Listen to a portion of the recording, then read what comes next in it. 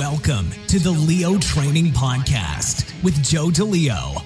You'll hear in-depth interviews and tips from world-class athletes, coaches, and industry-leading experts to help you train smarter and improve at what you love to do. Train smarter, get stronger, move better, race faster. Here's your host, Joe DeLeo.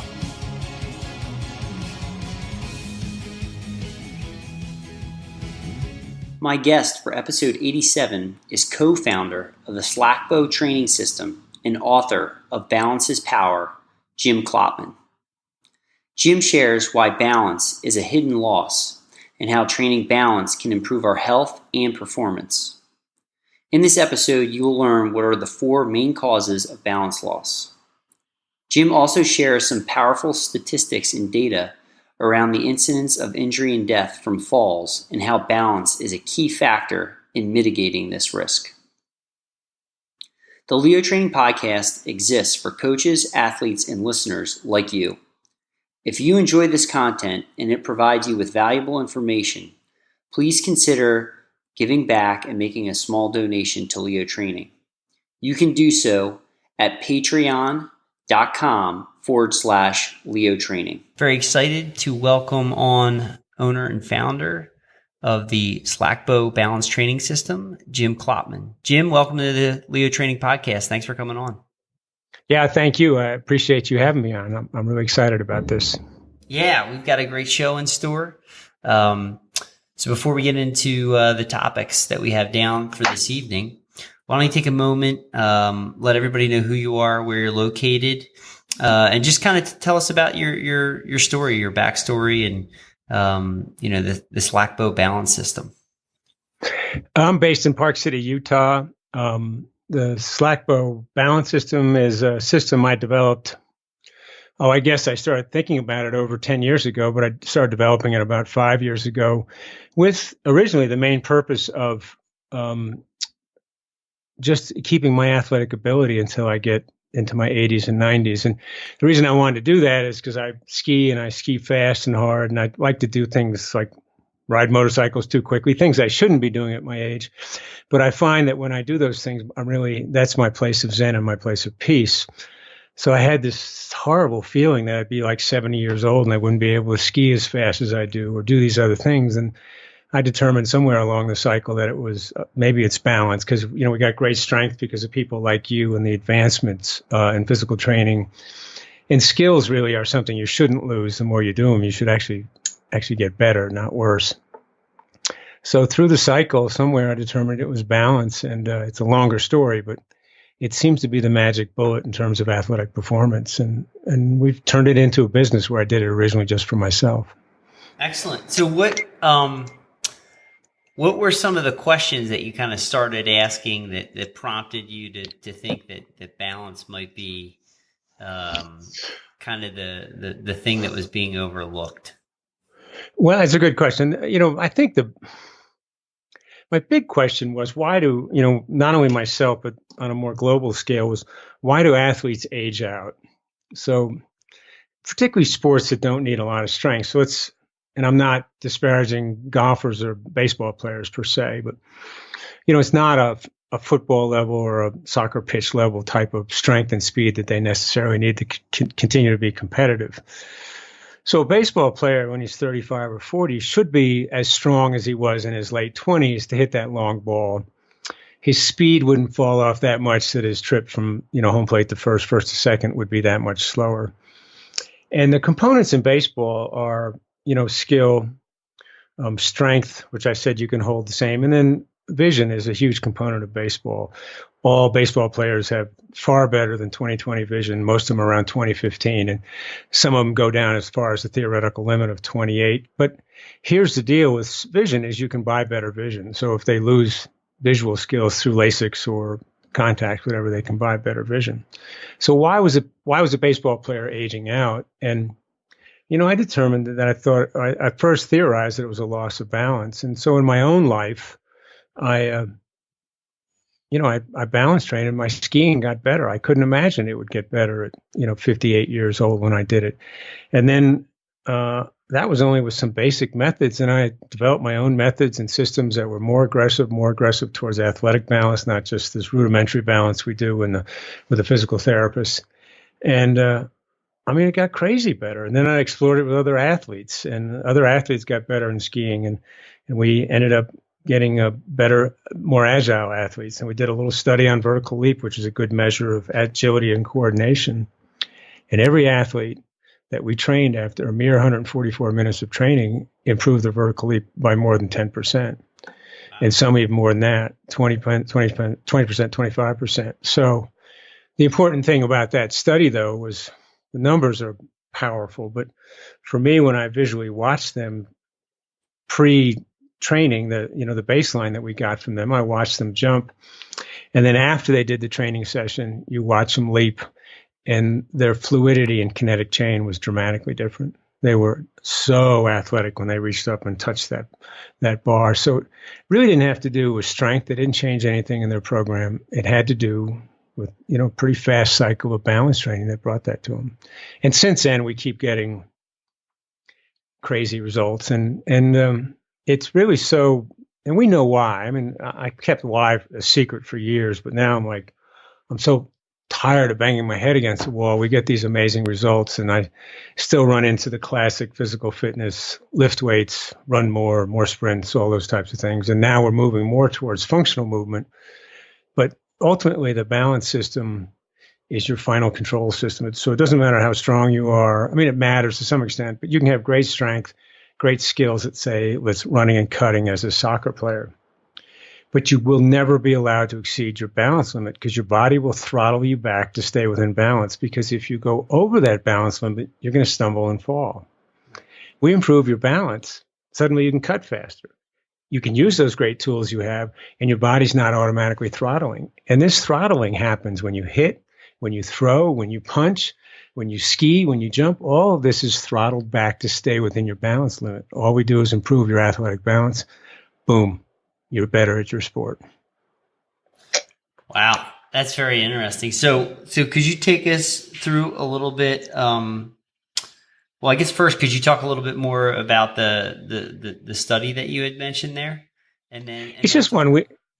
Yeah, go ahead. It's just one we did. We just took them through one of our protocols, and we had them do it 12 times for 12 minutes over a maybe 2 or 3 week period, depending how many times the athlete could come in. And we used what's that machine, a Vertec machine that you reach up and for a vertical jump. Yeah, vertical leap. So we used that pre and post, and then we just measured the difference. We had one athlete that was 8.5%, but understand that I think he was like 5'9". He had like a 39-inch vertical leap beforehand. He had like a 41 after. He was supernatural in terms of his skills, but everybody else had these, huge improvements. And after that, we didn't do any more studies. We just kept the Vertec machine in the gym that I had at the time. And all of these, I've had a couple of gyms, and they've really just been labs for me. We've been developing product and techniques and methods for, going on 4+ years now. But, we've had basketball players come in who have gone through great growth spurts, young basketball players, and they're a little spastic in high school when they go through that big growth spurt, and they'll come in and, within a matter of 5 or 6 sessions, their coordination comes back and they're moving differently. And we measure their vertical leap, and they've all increased by 10%. Wow. That's a dramatic improvement. So it's huge. So take us through. So what does a training protocol look like? How does that work? Well, a lot of it we keep reasonably, I don't even allow social media when we train, because this industry is so quick and we've seen people take parts of our protocol and bastardize it. But the real trick that we're doing, these are the main components. One, all balance is 1 foot. So all human balance is on 1 foot. You're either on 1 foot or the other, you're transitioning. So to do 2 foot balance, unless you're transitioning from one side to the other, you're not really engaging the true balance system. We proved this the other day with a pretty famous ski team. They said, well, we have a device called a Slackbow, which is a form of a slack line. It's infinitely controllable. We have a patent applied for a plate that we put on it. The plate makes it more difficult and gives a foot a better platform to be on than just the line. And the PhD exercise academics there said, well, we want to put two slack bows next to each other. I said, there's no value.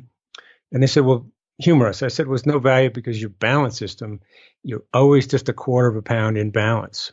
And we have this thing in the balance community they call, oh, if I reach out and touch something, it's a psychological support that keeps me balanced. It's not. That's the quarter of a pound pressure you need to stay in balance. So we had the slack bows set up the most difficult setting and put two of them next to each other, and they got up there, and all they had to do was just be touching that other line with a quarter pound pressure, and there was no difficulty at balancing at all. So as you take your foot off and you're on one foot, it's a whole different ballgame. So everything, including long distance running, is 1 foot balance. So that's one thing we focus on. The other is it's a multi-neural system.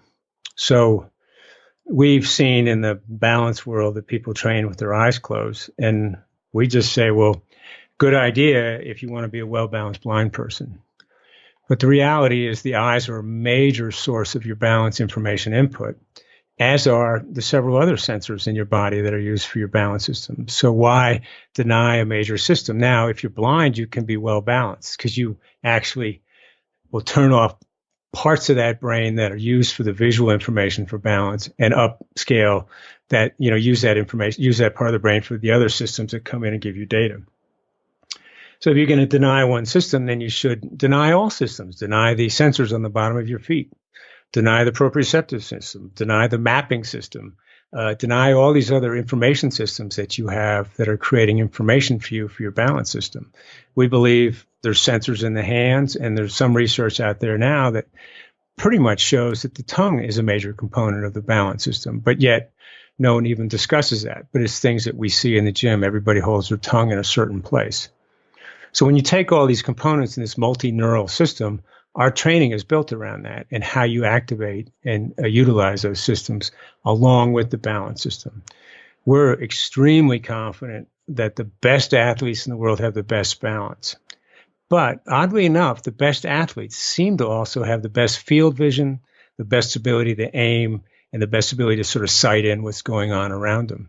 So these components all belong together, but the world doesn't see it as such. When we work on your balance to train your balance, we're training your vision dramatically. It's a huge component to making your balance better. And when we do that, suddenly you're seeing the ball better. Suddenly you're seeing the field better. If you're a skier, you're seeing the gates better. You're seeing I had a skier come in the other day. She said, I was skiing in a total whiteout situation a couple of months ago, someplace in the Northwest. She said, I never been able to ski in a condition like that. Never.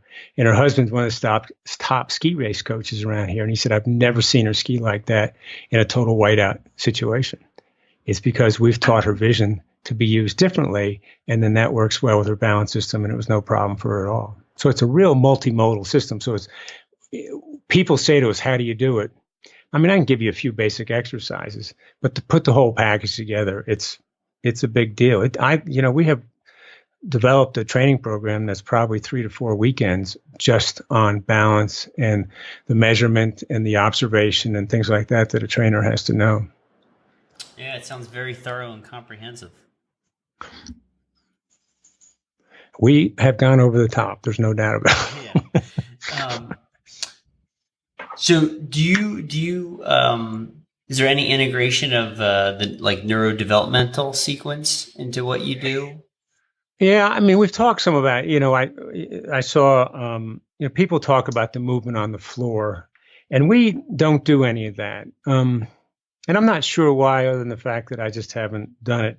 I've really tried to build this system off of what I see in the development, I guess, of humans and of nature. So if you have children, you watch children, they'll do some crawling and rolling around, but boy, they just want to get up on their feet as fast as possible. And once they're up on their feet, the way they develop their balance is they have to go to a point of failure. So they fall and they get back up. And we found in the gym, it's the same thing.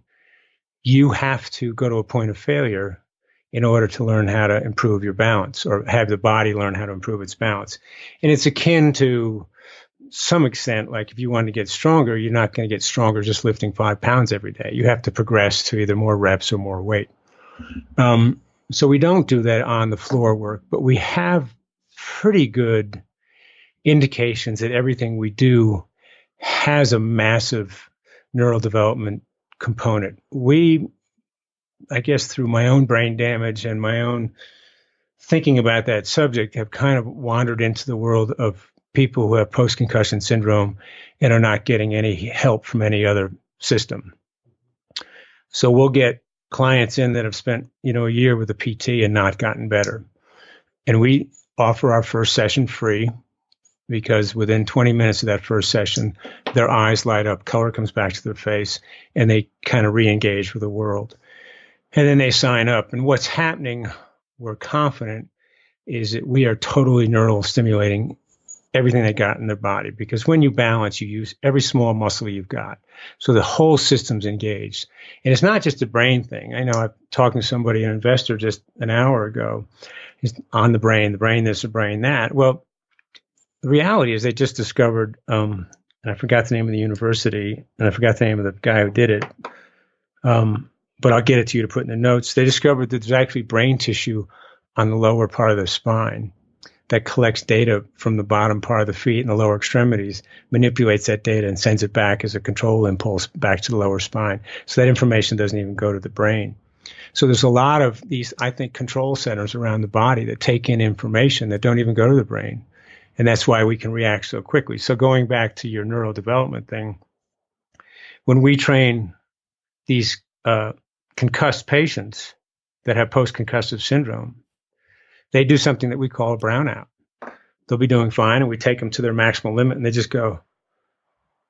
everything just shuts down. They just stop. And I don't know if your listeners aren't seeing me, but they just kind of go into this glaze, shutdown mode. And then we take them through our own, what we call 5-minute neural reset. And we have a series of movements that we take people through in a standing position, not a ground position, that reestablishes the firing communication between whatever systems are on the muscles. Eyes light back up, color comes back to the skin, and we take them back up onto the training device again. But again, we don't do the movement on the ground. Because I just think, I guess intellectually too, we think people fall better after they balance train, but we just haven't felt the need for doing that right now. Okay. Interesting. It's definitely a different approach than what's out there or what I've heard. But that's right. Good. But that also kind of ties in another point that you just touched on, is just the importance of being able to get back up after falling, because there's a lot of statistics, related to, especially as we age, individuals that fall, may break their hip, they can't get back up. It's a massive problem, and it's what I rail against, and I probably get a little too excited about it, but the rates it's the number one cause of accidental death and accidental injury for people over the age of 65. This in itself is a problem, but this rate has nearly doubled over the last 15 years. It hasn't gone down.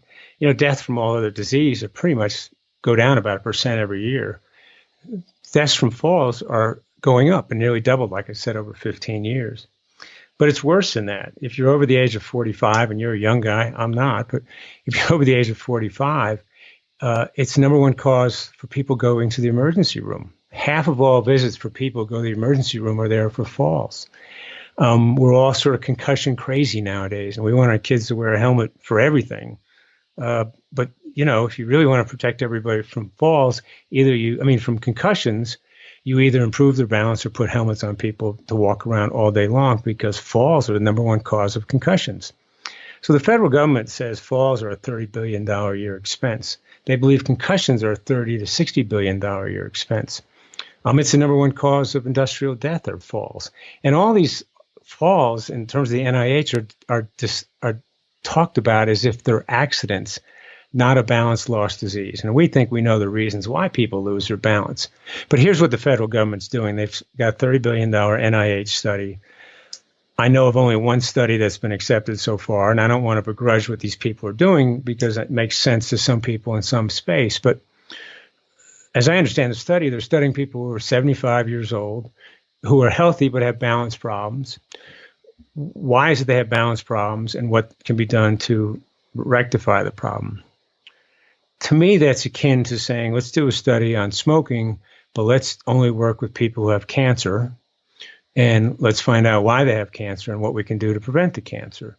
The point of the balance thing is you have to start working on it a little younger than when you get into some sort of chronic condition of having a balance problem. Sure. By that time, you've had nerve damage, you've had, your muscle alignments are so bad that you can't get back to where you were. But that being said, we've worked with, many 70-plus-year-old people, but who are athletic. We stay away from I've had 6 falls, I'm using a walker, I'm using a cane. We pretty much stay away from those because I really think that is the space that physical therapists belong in, that the medical community belongs in. You need a super high level of attention, short intervals of training, all those types of things. And we stay away from that completely. Okay. Interesting. Yeah, I'll definitely make sure to include in the show notes links to the NIH study. Yeah. That's pretty powerful information. So let's also talk about, and you touched a little bit more on this earlier, but how improvements in balance can also lead to, greater opportunities in performance. Well, I mean, on the field, again, it's you'll never do anything faster or harder than your balance system allows. In skiing, you'll never ski faster than your balance system allows. Your body says, anybody that skis knows this. When you get close to your speed limit, your brain's going, I don't like this. This isn't very comfortable. Slow down. And then if you pass your speed limit, your body's going, you have got to stop. You're in a full panic mode. Well, that's your balance system saying to you, man, you shouldn't be here right now. You're going too fast. And we've had skiers. I had a skier who skis in a community out here with a top group of guys, been out here for 30 years. One of the guys in this group's son is one of the best racers in the world, or is the best racer in the world. And he came in, he said, I've been training like crazy. I've been taking lessons, but they're going to throw me out of the group because they're waiting on me. I'm too slow, and I don't know why I'm slow. So you're my last hope. We train him 2 sessions. He comes back after a day of skiing with his group. He goes, what'd you do to me? You've hypnotized me. And I said, what do you mean? He said, they were waiting on me last week. This week, I'm the first guy down, and I'm waiting on everybody else. So it's that kind of transformation that happens that quickly. And that's what happens. It's a software system. You don't use your balance system living day to day. I look behind you in your room. You have perfectly vertical walls, perfectly flat ceiling, perfectly flat floor. Your steps are measured within a quarter, an eighth of an inch. They can't be, not even an eighth of an inch. They're not allowed to be different at all. So you live in this world that's really designed for people who have balance problems. Well, you don't use your balance. You look at a square screen all day. I do the same thing. But, when you go out in nature and you walk around, you move around in nature, there's nothing that's linear like that. Nothing, anywhere. There's some crystals that are deep in the earth that are linear, but that's it. Everything is a fractal surface. Everything's totally uneven. Everything knocks your balance off. There's nothing you can use as a visual cue in nature. So we get degraded, and we don't know we've been degraded in terms of our balance system because we don't move about in a world that challenges our balance. As soon as we get a balance challenge, boom, something goes wrong. But also, you don't know why you're degrading in your sport, and that's what I keep telling these athletes. Why am I getting bad when I'm losing my skills when I'm 32 years old? It's because your balance is degraded. You don't even feel it. You don't know it. It's like this crazy not seeing thing. And we have what we call phantom effect when we train some athletes. We'll have athletes that have trained with us 6, 7, 8, 10 times. They'll come back and go, man, I'm hitting the ball better than I ever have. And I'll go, great, it's a balance training. I'll go, no, I don't think it's the balance training. I think all of my training over the last several years has just come together, and now everything's working out. And I'm going, no, you haven't done anything different in the last 6 weeks with balance training. So it's hard for people to connect the dots sometimes. Sure. Yeah. So the question I wanted to ask there, you kind of subtly snuck it in, but why do you think it's kind of a hidden loss, balance, or the loss of balance is a hidden loss? So if you go, there's balance training equipment out there now, movable plates and screens in front of you, and they've all got their own methods of measuring the balance. I don't necessarily agree with all their methods. There's the Romberg test. There's this, STAR test. There's all these different types of tests to measure balance.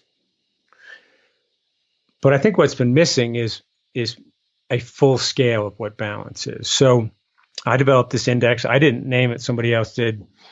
I call it the KBI, but it's the Klopman Balance Index. And it goes like this. And this is eventually going to answer your question.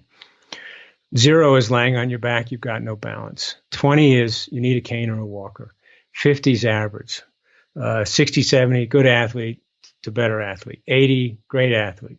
85 to 90, you're in the pro level athletes, very best pros. Some pros are going to be 80, some are going to be 85, some are 90. 95 are the Steph Currys of the world, and 100 are a few Cirque du Soleil performers. We live in a world that's built for those people at level 20, the people who need canes and walkers.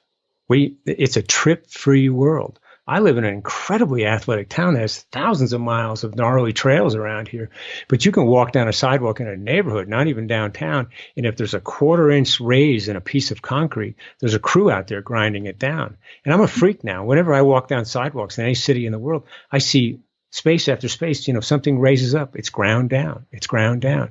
That's how flat our world has become. So you're operating day to day, maybe you've been now degraded to a level 40. And suddenly you get a level 60 challenge. Now, one of the things that happens when you improve your balance, and we've seen this a couple of times with some of our clients, is you don't necessarily don't fall, but your falling skills improve dramatically. And falls are a series of lose balance, catch balance, lose balance, catch balance to reduce velocity by the time you hit the ground. So in effect, you're at a level 40 and you get a level 60 challenge. You may not get hurt. You may not fall, but one of these days you might.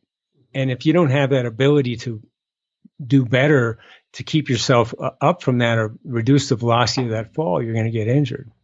And it's something we don't know about. We see it when athletes, we see it more, not so much with good athletes. We see it with clients that come in, when they start to do balance challenges and they immediately stick their arms out like that. That's I'm afraid, and my de facto position right now is I'm going to fall and I'm going to stick my arms out and break both my arms. I don't care because I'm going to protect my chest cavity and my head. Good athletes or people who have better balance will start to move their whole upper body and they engage their whole balance system because the balance system is your whole body. You don't hold your arms rigid. Your neck, your head, everything will move to keep yourself in balance. And we see, it's part of our evaluation process, is how rigid the upper body is compared to the rest of the body. And that'll tell you something about somebody's balance. And this is true in sport. When you watch somebody who's athletic, they look very fluid from top to bottom. But so going back to your question, the point is you're losing it because you don't use it. So if you only have to lift 5 pounds a day, okay, so you can lift 5 pounds a day, but what if you may think, well, I'm strong, I can lift 50 pounds. And then you go lift 50 pounds and you can't. You go, well, why can't I lift 50 pounds? It's because you haven't lifted 50 pounds in 2 years, whatever the case may be. So it's basically a case of use it or lose it. But here's the one thing, and I'll finish up with this long answer, is it's not a loss of skill and it's not a loss of strength. It's a software. It's a neurological software system. I can't find anything better than that because when people improve, it improves rapidly and it improves by itself. So if someone trains with me and they're at a level 40 when they leave their first session, they may come back and start their second session at a level 50. The body's already started to re-engage and put the system back to work. And then people who train with me probably more than 6 or 8 times will always tell me, even if they stop training 2 or 3 years later, they go, think about it all the time. Every time I move, I think about where my balance is and how I'm balancing. It becomes part of who you are at some point.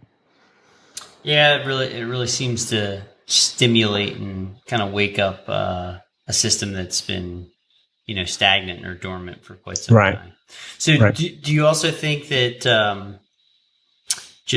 I guess, especially in Western culture, the amount of the type of shoe we wear also plays a big factor into that? Don't get me started. I think it's a huge component.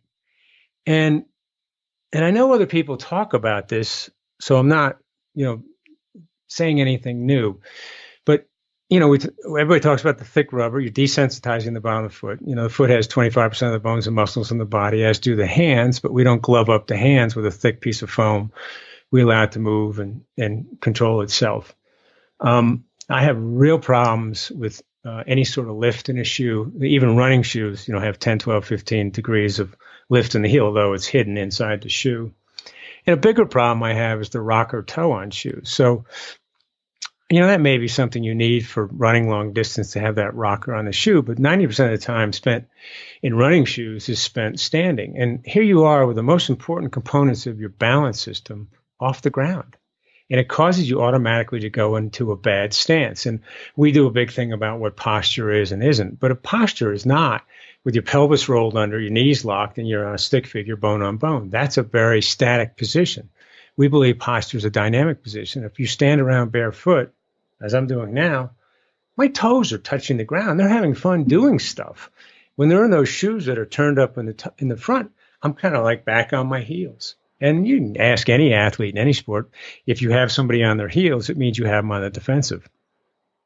Bad place to be. And I'm so despondent that whole minimalist shoe thing that was started like 5 years ago, has petered out. And all the shoe companies have run away from it because some poor runners with a heel strike went out and ran in their minimalist shoes and did damage to their heels.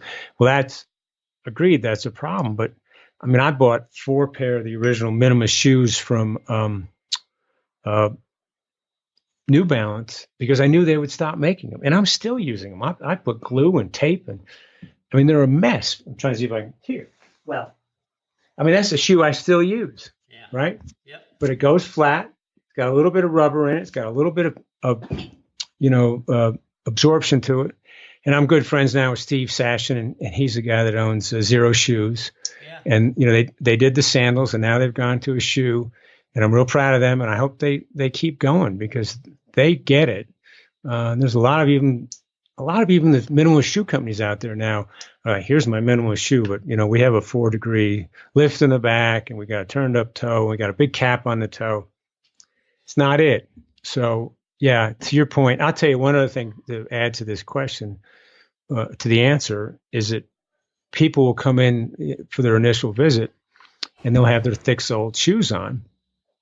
And they'll say, well, should we keep our shoes on or off? And we say, well, you want to keep them on, keep them on. And it becomes a teaching moment because they get up there and after about 40, 50 seconds, they go, my feet are really hurting and sore. What's going on? And what's going on is we're taking them to a maximal balance limit. Those feet want to get engaged in the game, and they're grinding and trying to do all that stuff through those foam rubber shoes, and they're getting no feedback, and they just keep working. Take the shoes off, boom. 10 seconds later, they go, oh, my feet aren't sore anymore. So, the feet want to do it. And so, yeah, there ought to be a law against those shoes. That's all I'm saying. And I have these beautiful old style Italian loafers that I have that are probably older than you are, and they have little tiny heels on them. I can't even walk in them anymore because I clicked the heel. We spend a lot of time teaching our clients how to walk. And the reason we do is, just think about this. Why walk like a spastic nudge all day long and then go try to be an athlete for 2 hours while you play tennis or go work out? Why not walk and move like an athlete? And if you see the really great athletes, when you watch Michael Jordan or LeBron James or Steph Curry, those guys walk, man, they walk like an athlete. They look like an athlete. And we teach people how to do that. Right. I like that. Getting back to the fundamentals, the basics. Right. And movement. Yep. You got to move right all day long, not just for the few hours you're on your court. Yes. So one other thing that we had down that we haven't touched on yet, I wanted to make sure, and I may have missed this, you may have said it already. The 4 causes of balance loss. Yeah, it's a good question. Number one is what we've talked about, the flat surfaces. We love to do things to challenge our balance, and nobody ever says, I need to stay in the house more. I need to stay in the office more. It's always, I need to get outside. And when you get outside, you have balance challenges everywhere, whether they're, visual disorienting type of shapes or uneven grounds and surfaces. And there's some good research that shows that running in a cityscape doesn't provide nearly the benefit that running in nature does, so to speak. Number two is, we talked a lot before about all the neural systems. A big part of your input system is your peripheral vision. And your peripheral vision drives your subconscious autonomic athletic system. But when we spend all day looking at screens, we get locked into a narrow focus and we start to go through what I call peripheral vision denial. And we start to shut down that system. So as you look at screens, they're rectilinear, you start shutting this out. And we have physical tests where people look at phones and we show them how the coordination changes by looking at the phone one way as opposed to another way. So a big part of it is this digital input that's causing us to lose our peripheral vision. And we have several examples of that. I have one in the book where I have a young millennial type guy age who's sitting on a little sailboat looking at his phone. And while he's looking at his phone, a whale is breaching right in front of him and he doesn't even lift his head. And that's total peripheral vision denial, because that says, here's a huge threatening thing that's right within my peripheral vision, and I don't see it because I'm locked into here. So it's not that the peripheral vision doesn't see it. It's those processing centers in the brain are shutting down. The third component we just talked about, shoes. They're just, I think they're cause, it seems to be the older people get, the thicker we're going to make their shoes. And then they complain about having neuropathy. Well, of course they're going to have neuropathy because they're not using the nerves in the bottom of the feet. And Harvard's got a great device they've developed where they just put a little pad inside the shoe that sends electrical stimulus in the bottom of the foot. And guess what? Older people can balance better just by stimulating the bottom of the foot. So we're destimulating the foot, and we've gone through all discussion on the shoes. The third component is that we believe that when people wear progressive glasses or bifocal glasses, that causes a problem. It's disrupting the information that's coming in from the lower part of the vision, which is your information that comes into your balance system. So when we run people through balance trials and movement, we have them look up and pick this information up through that subconscious system. If they have the reading lens on the lower part of their glasses, it disrupts that. So we initially have people take off their glasses and they'll go, well, I can't see. And I go, I know you can't see, but trust me. And their balance gets better. And then, so we always suggest for people who wear glasses to, go to single vision whenever they do anything athletic. And I have a great client who's a doctor. She's a master ski racer. She just says wonderful things about us all the time. Her husband is one of the top ski coaches, I think, in the country. And she came to me the other day and she said, I read your book again and I saw in there where you talked about glasses. And she said, I always used to mountain bike with my progressives on. She said, I went with my single vision glasses the other day and I rode like 10 times better. So this is something we think is a problem. And anybody that's ever put on a pair of progressives or bifocals for the first time will tell you it was really hard to balance and walk and move after they did that. Yeah, those are some key points that you point out there, especially with the shoes. Lack of stimulation on the bottom of the foot, the proprioceptive it's a big system. deal. Yep. Huge one. So Jim, I think we've touched on all the topics that we had. Is there anything else that you wanted to touch on? Is that good? No, I know I sound like a long-winded a big bag of wind when I talk sometimes, but I'm just excited about this and it's interesting, and I appreciate people like you taking the time to hear me out. Yeah, of course. All right, well, we got to move into the rapid fire then. The dreaded rapid fire. All right. So, first question. So Jim, given all of your experience and knowledge that you've accumulated to this point in your life, if you could go back in time, what advice would you give yourself 20 years ago? Am I allowed to swear on this show? Oh, yeah. Just chill the fuck out. Just chill out. I have two incredible daughters and an incredible son. I spend a lot of time, doing life lessons with my daughters, and I'm just like, just relax. It's gonna be great. That's good. I like it. It's a long, long life, let me tell you, and you're gonna do fine. So nice. If you had to pick one exercise, what's your favorite exercise to train? I think, the one, I don't know if you call it exercise, but one would be, difficult hiking over really uneven surfaces with a lot of altitude changes. Excellent. How has your training changed today, present day, compared to 20 years ago? Well, it's fun now. We talk a lot when we train people that when you're in the gym and you're doing classic bilateral movement, that it feels unfun because it is neurologically disorganizing you. And now training is fun. When we do balance training, my brain's clear at the end of my class, at the end of a class or a session. I feel neurologically charged, not, I know the great term in fitness is, oh, my trainer kicked my ass. We don't want that feeling. We want you walking out going, I know I've engaged everything, but man, I feel sharp as a tack. I feel ready to go. I can take on the world right now. And that's the way I feel when I train, after I train. Yeah, that's what I try to go for. You feel, right. refreshed, recharged. It should be giving you back more than taking away. right. Have you ever had an injury? And if so, how did that affect you or your training in your life? Well, there's a long story. But, I'll go through it quickly. I guess I've had several injuries, and I've always, seemed to be able to recover from them. I don't know if I've got a high tolerance of pain or I don't worry about it. But I discovered about 5 or 6 years ago, that I had pretty extensive brain damage. And it was by Daniel Amen, the famous brain doctor, and he did a SPECT scan on my brain. And when they were reviewing the image with me, they said I had the image of the brain of an NFL, a former professional football player. And he's also the advisor to the NFL Players Association. But one of the things they told me was that you have a lot of damage in your cerebellum. And so our recommendation to you is we believe in the ability of the brain to rewire itself. The cerebellum's your center of balance, and we want you to do balance training.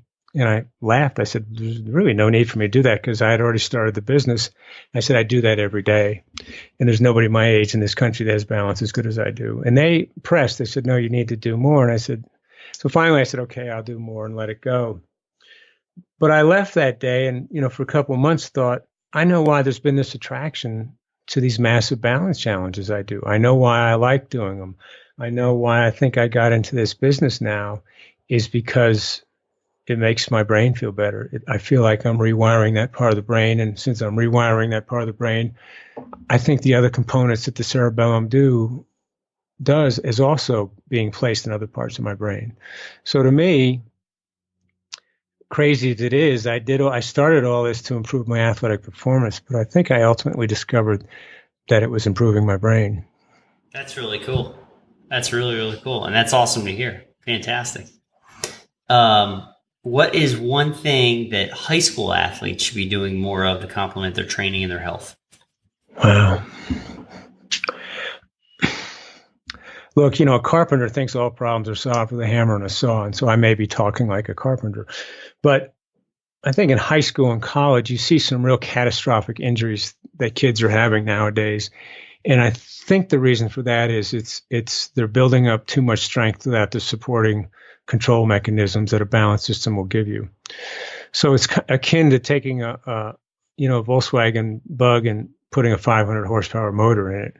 It's going to tear apart at some point in time, and there's major leg breaks and tendon tears and things like that. And I think, as they build this strength and these big muscles, they've got to do something to improve the control system. And there's been some, I think his name is Scott Turley at Stanford. I don't know if he does balance training per se, but he came in as the strength and conditioning coach for the football team, and he won't let his freshmen even lift a weight until they've gone through yoga and Pilates and some of the other systems that he takes them through. And his results are he's reduced the injury rate by over 80%. And I think that every high school athlete has to look in terms of if you're building strength without the commensurate control systems, whether you do yoga, Pilates, or Slackbow balance training, you're setting yourself up for injury. Yeah, absolutely. Yeah, it's not going to benefit you if you can't control it. Right. What's your best tip to improve recovery after a training session? I don't do it. I mean, I don't do anything special. I'm not even, people are always giving me crap about, don't you hydrate? I grew up in the 50s. We'd go over to some nasty hose pipe and take a sip and then go on for the rest of the afternoon. You know, the whole hydration thing has just gotten out of control, I think. I basically, the things I do, I feel good afterwards. There's nothing to do with recovery. I'm 64 years old. If I took off my shirt, you'd think I was much younger than that. I don't do much. I don't lift anything per se. I'll do some body weight work, play a few sports. But after I'm done with the workout, I feel good. I'm ready to go do stuff. I'm not lying down going, oh shit, I gotta go do something. Now my wife, my business partner, has got a great aerobic engine, and I'm an anaerobic athlete. So I lettered in 5 different sports in high school, and in every one of them, the longest event time for me was maybe 2 or 3 minutes as a lacrosse midi. But I go mountain biking with her, and she'll keep it up for 45 minutes to an hour. I have a hard time doing that just because I don't have that engine. So, maybe there's something there that if I was able to push myself through those limits, I would need more recovery, but I never do because I don't play any sport. And really very few sports. Football is 7 seconds. Yep. 4 seconds. Football down is 4 seconds. So if you go through all the sports and you look at the total cycle time of activity, it's very, very low, except for the distance athletes and the endurance athletes. Yep. What's your favorite meal? Oh man, I hate to say it, but I love butter. And I've loved butter long before Dave Asprey showed up. I've trained him. He has a Slackbow, but yeah, it's 2/3, maybe 3/4 butter and 1/4 bread. So I'll eat fat all day long. I love fat. So no matter what the fat is, I'll eat it. So anything with butter.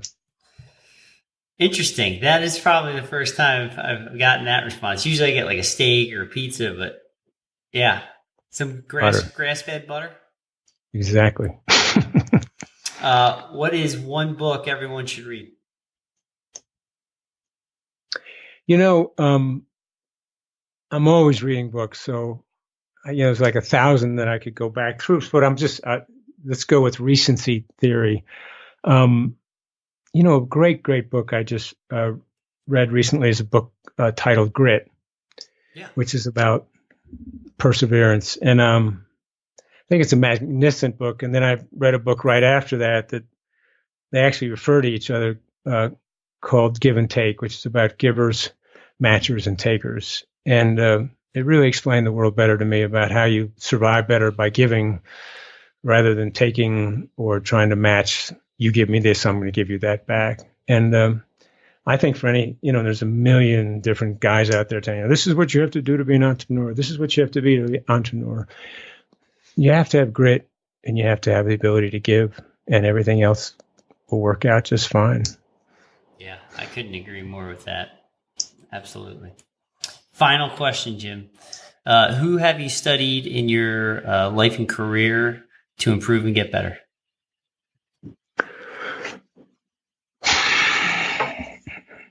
Which individual person?